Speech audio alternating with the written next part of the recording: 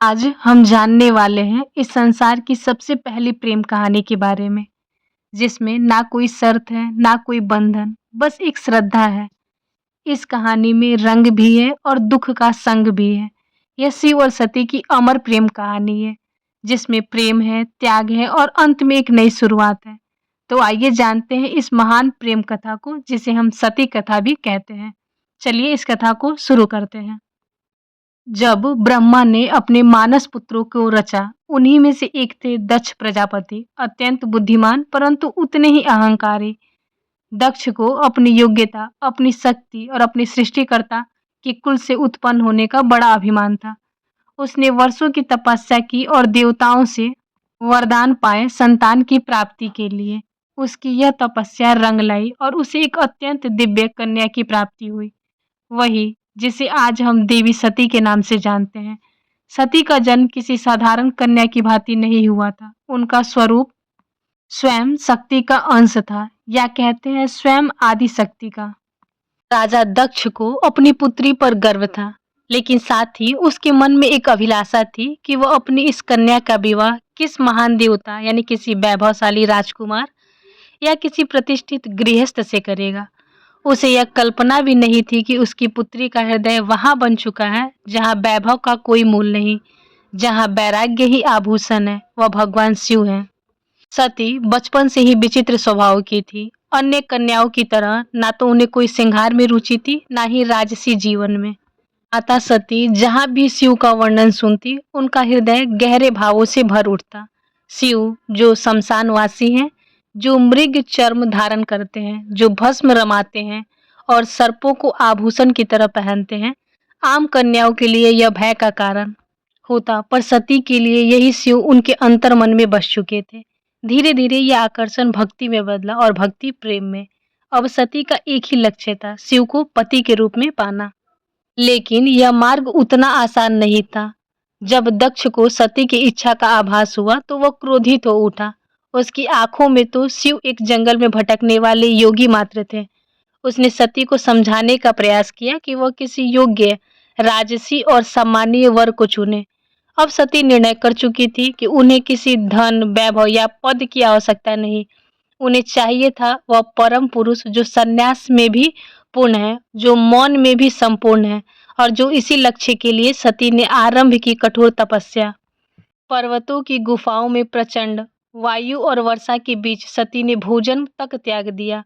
उन्होंने पृथ्वी पर बैठकर खुले आकाश में बिना नींद लिए शिव के ध्यान में लीन रहकर दिन, सप्ताह और महीनों तक तप किए। देवता भी ये समझ नहीं पाए कि यह कन्या इतनी कठोर तपस्या कैसे कर सकती है। और अब उनकी तपस्या को अग्नि ने त्रिलोक को प्रभावित करना शुरू किया। तब अंततः भगवान शिव ने उनकी भक्ति को स्वीकार करने का निर्णय लिया। पर ये तो आगे की कथा है। अभी तो एक पिता के अहंकार और एक पुत्री के समर्पण की कहानी शुरू हुई, जहाँ एक ओर राजा दक्ष चाहते थे कि सती उनके राजनीतिक सपनों की सीढ़ी बने, वहीं दूसरी ओर सती हर सांस में शिव का नाम जपती थी। यही संघर्ष इस प्रेम कथा की पहली चिंगारी है, एक ऐसी चिंगारी जो आगे चल के भीषण अग्निकांड बन जाएगी। सती अपनी तपस्या में लीन थी। उनका एकमात्र उद्देश्य था शिव की प्राप्ति। अनंत भक्ति से प्रसन्न होकर शिव प्रकट हुए और मुस्कुराए। जब सती ने अपनी आंखें खोली तो सामने शिव को देखा। इनके लिए उन्होंने सब कुछ त्याग दिया था। शिव ने उनके तप, प्रेम और अटल श्रद्धा को देखा और कहा, हे देवी, तुम्हारा प्रेम मुझे बाध्य करता है। आज मैं तुम्हें अर्धांगिनी के रूप में स्वीकार करता हूँ। इस वचन के साथ पूरे ब्रह्मांड में खुशियां की लहर दौड़ गई। देवताओं ने पुष्प वर्षा की और फिर आया वह शुभ दिन, जिसके साक्षी स्वयं ब्रह्मा, विष्णु और सारे लोक हुए। शिव और सती का दिव्य विवाह। शिव बारात लेकर स्वयं कैलाश से निकले। यह कोई साधारण बारात नहीं थी। इसमें भूत, प्रेत, पिशाच, नाग, सिद्ध योगी, 80 देवताओं सब सम्मिलित हुए थे। शिव की सवारी नंदी थी, शरीर पर भस्म, जटा में गंगा, गले में नाग। यह स्वरूप देखकर सभी स्त्रियां भयभीत हो उठी, पर सती के चेहरे पर गर्व था। उन्होंने अपने शिव पर गर्व था। वैभव नहीं, सत्य का स्वरूप थे। वह विवाह का आयोजन राजसी नहीं था, पर दिव्यता से भरा हुआ था। स्वयं ब्रह्मा मंत्र उच्चारण किया, विष्णु ने कन्यादान किया और समस्त लोगों ने इस मिलन का स्वागत किया। यह केवल दो आत्माओं का नहीं, सृष्टि के दो मूल तत्व शिव और शक्ति का मिलन था। लेकिन इस भव्य विवाह में एक स्थान रिक्त रहा। सती के पिता दक्ष प्रजापति वह नहीं आए और ना ही कोई संदेश भेजा गया, ना ही कोई आशीर्वाद, क्योंकि उनके लिए यह विवाह एक अपमान था, एक चुनौती। उनके अभिमान को उनके अनुसार यह मिलन योग्य नहीं था। और यहीं से आरंभ हुआ उस अग्नि कथ्य का बीज जो आगे चलकर पूरे यज्ञ को जला देगा। समय धीरे धीरे बीतता गया। कैलाश पर्वत और प्रकृति की गोद में शिव और सती अपना शादीशुदा जीवन शांतिपूर्ण और आनंदमय से व्यतीत कर रहे थे। लेकिन कैलाश की गुफाएं, मंदाकिनी की कलकधारा और बर्फीली हवाएं सब साक्षी थी उस दिव्य प्रेम की, जो उस समय शब्दों से परे था। लेकिन इसी बीच एक और स्थान पर सब कुछ ही चल रहा था। राजा दक्ष ने अपने मन में सती के शिव के विवाह को अभी स्वीकार नहीं कर पाए थे। हर बार कोई शिव की महिमा का गुणगान करता तो राजा दक्ष की भौवें तन जाती। उन्हें लगता कि शिव ने उनकी पुत्री को अपनी योग्यता से नहीं, किसी छल से प्राप्त किया है। वह अपनी सत्ता, अपनी रुतबा, अपनी श्रेष्ठता सिद्ध करना चाहते थे और उसी घमंड में उसने एक विशाल यज्ञ का आयोजन की प्रेरणा दी।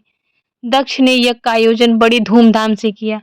ऐसा यज्ञ जिसमें समस्त देवताओं, ऋषियों और सिद्धों का लोकपालों को निमंत्रण भेजा गया। ब्रह्मा से लेकर इंद्र तक हर कोई आमंत्रित था, परंतु एक नाम नहीं था। वह नाम था भगवान शिव का। यह कोई भूल नहीं थी, यह दक्ष का जानबूझकर किया गया निर्णय। उसने शिव को निमंत्रण नहीं भेजा क्योंकि उसका अहंकार उसे यह स्वीकार करने नहीं देता था कि उसकी पुत्री ने उस योगी से विवाह कर लिया जो ना कोई राज्य रखता है, जिसके पास कोई वस्त्र नहीं है, जो शमशानवासी है। दक्ष को लगता है कि शिव को यज्ञ में आमंत्रित करना उसके सम्मान के विरुद्ध होगा। अब यज्ञ की तैयारियां चल रही थी। उसी समय सती ने इस आयोजन की बात सुनी। किसी ने उनसे कहा, माता, आपके पिता दक्ष ने एक महान यज्ञ का आयोजन किया है जिसमें सारे देव, ऋषि और ज्ञानी आमंत्रित हैं। वह तो आज पूरे ब्रह्मांड का ध्यान खींच रहा है। यह सुनकर सती का हृदय कांप उठा। उन्हें विश्वास नहीं हुआ कि उनके पिता इतना बड़ा आयोजन कर रहे हैं और उन्हें कोई सूचना नहीं मिली। इस समय तक वो चुप रही। शायद आशा थी कि कोई दूत आएगा, कोई संदेश मिलेगा। लेकिन जब स्पष्ट हो गया कि शिव और उन्हें जानबूझकर इस यज्ञ में नहीं बुलाया गया है, तब उनके भीतर कुछ टूट सा गया और वे एक ओर पुत्री का धर्म जो उन्हें पिता के यज्ञ की ओर खींच रहा था, और दूसरी ओर पत्नी का धर्म जो उन्हें शिव की मर्यादा का ध्यान रखने के लिए कह रहा था। सती ने शिव से निवेदन किया, स्वामी, मैं उस यज्ञ में जाना चाहती हूँ। शायद पिताजी से कोई भूल हो गई है कि उन्होंने हमें आमंत्रण नहीं दिया।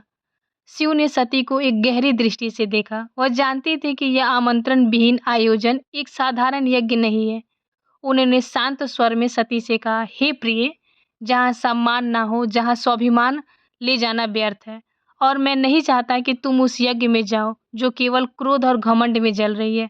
परंतु सती व्याकुल थी। उनके भीतर एक द्वंद्व चल रहा था, पिता और पति के बीच। उन्होंने पुनः प्रार्थना की, प्रभु, मैं केवल एक पुत्री के रूप में वहां जाना चाहती हूँ। मैं पिता से बात करूंगी, शायद वह बदल जाए, शायद उनके मन का विष उतर जाए। शिव ने इस बार सती को जाने की अनुमति दे दी। सती ने कैलाश से विदा ली, अकेली, बिना किसी दूत या सम्मान कि वह एक बेटी थी जो अपने पिता के स्नेह की अपेक्षा लेकर जा रही थी। लेकिन उन्हें ध्यान नहीं था यज्ञ में उनका अपमान होगा।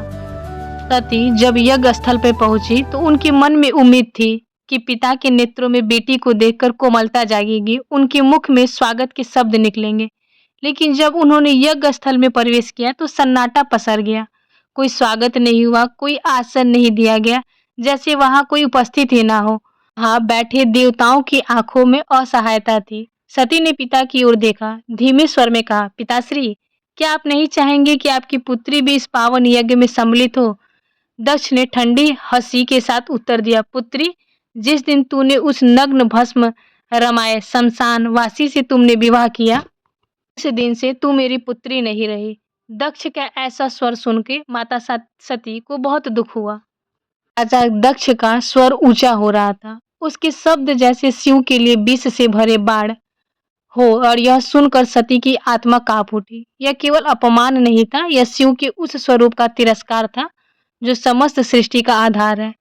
उठी और सभा की ओर देखा और बोली, तुम सब यहाँ धर्म की बात करने आए हो, यज्ञ की बात करते हो, पर जिस शिव के बिना कोई यज्ञ संपन्न नहीं हो सकता, उस शिव का तुम अपमान करते हो। फिर उन्होंने आगे कहा, जिसे तुम औधड़ कहते हो, वही काल का भी काल है। जिसे तुम शमशानवासी कहकर हंसते हो, वही मृत्यु से परे है।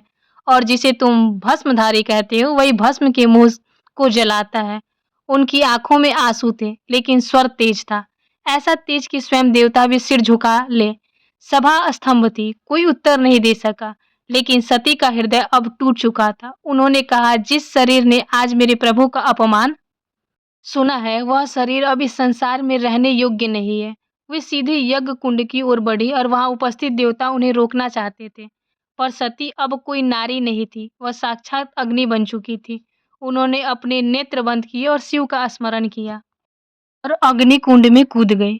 उनके चेहरे पे भय नहीं था, बल्कि एक शांति थी, एक समर्पण था, जो पूरे यज्ञ मंडप को झकझोर गई। अब इस यज्ञ की अग्नि में से वह तूफान उठने वाला था, जो पूरी को तबाह कर सकता था। तो चलिए अब जानते हैं आगे की कथा को। भगवान शिव को जब यह ज्ञात हुआ कि उनकी अर्धांगिनी अग्नि में समर्पित हो गई हैं, उन्हें हृदय में तूफान उमड़ पड़ा। आंखों में वेदना, मन में शून्यता और आत्मा में आग। यह शिव थे, जिनका क्रोध ही प्रलय कहलाता है। शिव अपनी समाधि से उठे, उनकी जटाएं लहराई, नेत्र लाल हो उठा और सारा ब्रह्मांड कांप उठा।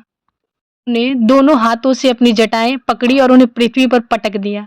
उसी क्षण पृथ्वी फटी और उसी क्रोध की ज्वाला से प्रकट हुआ एक रूप, भयंकर, तेजस्वी और अजय वीरभद्र। वीरभद्र कोई सामान्य योद्धा नहीं था, वह शिव के विकराल रूप का अंश था। उसका शरीर अग्नि साधे दिव्यमान था, आंखों में प्रतिशोध की ज्वाला, हाथ में तलवार। उसका प्रकट होना सृष्टि के संतुलन को डगमगाने लगा था। वीरभद्र प्रचंड गति से दक्ष की यज्ञ की ओर बढ़ चला। जिस दिशा में वह चलता, धरती कांपती, आकाश बदलता और देवताओं के हृदय कांप उठते। जैसे ही वीरभद्र यज्ञ स्थल पे पहुंचा, आकाश में अंधकार छा गया और वीरभद्र प्रकट हो चुका था। उसकी उपस्थिति मात्र से ही यज्ञ के अग्निधरा उठी और वह बिना रुके आगे बढ़ा। पहले यज्ञ वेदी को तोड़ा, फिर वेद पाठ करने वाले ब्राह्मणों को हटाया। उसकी आंखों में एक ही लक्ष्य था, दक्ष। वीरभद्र के सामने कोई नहीं टिक सका। वह अकेला था, परंतु अजेय। उसके प्रत्येक प्रहार में शिव का श्राप था और हर गर्जना में सती का विलाप। अंत में वीरभद्र राजा दक्ष के सामने पहुंचा। दक्ष में अभी भी अभिमान में डूबा हुआ था। वह चिल्लाया, मैं यज्ञ करता हूँ, मुझे कोई छू नहीं सकता। वीरभद्र ने उसकी आंखों में देखा और कहा, तू पिता कहलाने योग्य नहीं है। आज तुझे उसी अग्नि में भस्म करूंगा जिसमें तूने धर्म का मजाक उड़ाया है। और एक ही झटके में वीरभद्र ने अपनी तलवार से दक्ष का सिर अलग कर दिया। पूरी सभा में सन्नाटा छा गया। देवताएं शांत खड़े रह गए। यज्ञ की अग्नि बुझ गई और पृथ्वी पर सिर्फ राख रह गई, वो राख जो अहंकार, अधर्म और अपमान की अंतिम परिणति थी। वीरभद्र शिव की आज्ञा पूरी कर चुका था, पर यह कहानी यही नहीं रुकती। अब आएगा वह क्षण जब शिव स्वयं यज्ञ स्थल पर पहुंचेंगे, सती की शव को उठाएंगे और सृष्टि में संतुलन डगमगाएगा। जब महादेव यज्ञ स्थल पे पहुंचे तो उन्होंने सती के जले हुए शरीर को देखा। यह दृश्य ऐसा था जिसने स्वयं काल को रुला दिया। शिव ने धीरे धीरे कम कांपने वाले हाथों से अपनी सती को बाहों में उठा लिया। उनकी आंखों में आंसू थे और फिर भी वह चल पड़े। शिव सती के शव को अपनी गोद में लिए हुए पूरे ब्रह्मांड में भटकने लगे। वे रोने लगे, पूरे ब्रह्मांड भयभीत कर रहा था। ब्रह्मांड असंतुलित होने लगा था, देवता भयभीत हो उठे। यदि शिव यूं ही विलाप करते रहे तो सृष्टि का संतुलन टूट जाएगा, प्रलय आ जाएगा। सभी देवता भगवान विष्णु के पास गए और उनसे सृष्टि को बचाने की प्रार्थना की। तब विष्णु ने अपना सुदर्शन चक्र चलाया। जैसे ही सुदर्शन चक्र चला, उसने सती के शरीर के टुकड़ों में विभाजित कर दिया। शिव कुछ क्षणों के लिए रुके, पर प्रतिरोध नहीं किया। यह सृष्टि के लिए आवश्यक था। जहां जहां सती के अंग गिरे, वहां वहां दिव्य ऊर्जा फैल गई। पृथ्वी के वे स्थान शक्ति से भर उठे और वहीं बने शक्तिपीठ। यह कोई सामान्य स्थल नहीं थे, यह उस अमर प्रेम की गवाही थे जो शिव और सती के बीच था। वे स्थान जहाँ सती प्रेम बलिदान और भक्ति का सब कुछ एक साथ साकार हुए। कुछ स्थानों पर सती की आंखें गिरी, कहीं उनका हृदय, कहीं उनके चरण, हर स्थान एक केंद्र बन गया। माँ शक्ति का जो हर रूप में पूजनीय है, कभी दुर्गा, कभी भैरवी, कभी भवानी, यही वे स्थान है जिन्हें आज हम कामाख्या, वैष्णो, ज्वाला, हिंजाल और तारापीठ जैसे नामों से जानते हैं। इस प्रकार सती के वियोग से जन्मे यह शक्तिपीठ न केवल देवी के अंग है, यह उस प्रेम की शाश्वत उपस्थिति है जो आत्मा से आत्मा तक जुड़ता है। शिव अंततः हिमालय लौटे। अब वह ध्यान में मग्न हो गए। वर्षों तक एक चट्टान की भांति बैठ गए, समाधि में डूबे, ना शब्द, ना गति, ना भावना, बस मौन। और सती की स्मृति काल की धारा आगे बढ़ती है। युग बदल जाते हैं, पर कुछ कहानियां समय की सीमाओं से परे होती हैं। और सती की कथा उन्हीं में से एक है। यह प्रेम जो अग्नि में तप कर शुद्ध हुआ है, वह विरह जो तांडव बन गया था, उस अधूरी यात्रा को अब पूर्ण होना था, अब समाप्त नहीं होती है। प्रेम का सफर यहीं रुकने वाला नहीं है। जहां अग्नि ने प्रेम का रंग दिखाया था, वहीं से एक नई दास्तान का पैगाम आने वाला था। सती के बलिदान से जो प्रेम जला था, वही आगे पार्वती के रूप में फिर फलने वाला था। यह अंत नहीं, यह शुरुआत है। शुरुआत है एक अमर, अनसुनी और अनोखी प्रेम कहानी की। यह शुरुआत है शिव और पार्वती के प्रेम कहानी की। शिव और पार्वती के प्रेम कहानी को हम आगे के एपिसोड में चर्चा करेंगे। आपको यह कहानी कैसी लगी नीचे कमेंट में जरूर बताएं।